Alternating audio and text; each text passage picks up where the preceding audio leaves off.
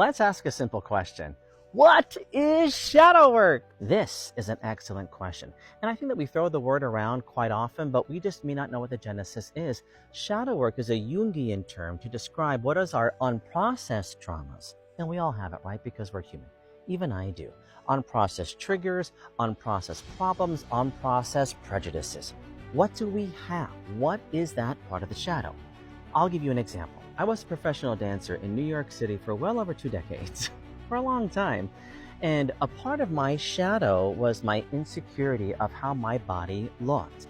Now, what is so wild is that my body was always fit, and I was very, very flexible, and I could do some really phenomenal things with my body. I was a very, very top-tiered dancer, very, very hireable. But yet my shadow always said, well, I'm always comparing myself to someone else. I'm always comparing myself that I don't have that kind of body, or I'm not even that tall, or I can't jump as high as that person. I can't tumble as well as that person over there. And I allowed those thoughts to drop my levels of worth down. And what I would strive to do at that point is to then prove it. Then I would, pop out an extra few turns in that combination, and I would try to kick my my leg behind my ear when I was going to an audition. And I did all of that to overperform. And that was a part of my shadow that I felt like I had to overcompensate, as opposed to just saying, what would happen if I accepted my body in the form that my body was built? This is the way that my body is built. This is what my body looks like in its natural form. And it was so fascinating because that shadow work, though I thought I was doing it when I was professionally dancing, it started to happen actually after I retired from the professional dance world.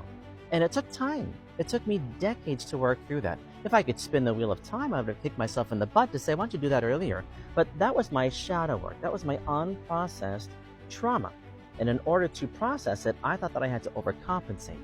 But in the end, I just needed to take the time to say, what would it feel like if you just simply accepted this vessel in the way that it performs? Now, that's just an example of my shadow. What is your shadow? What is it? How many do you have? We're human, we'll have many, many faces of shadow work, and shadow work is never ended. We always have current, new shadow. Why? Because we are living. We are living organisms who are always going to be experiencing emotions and feelings. I hope that helped.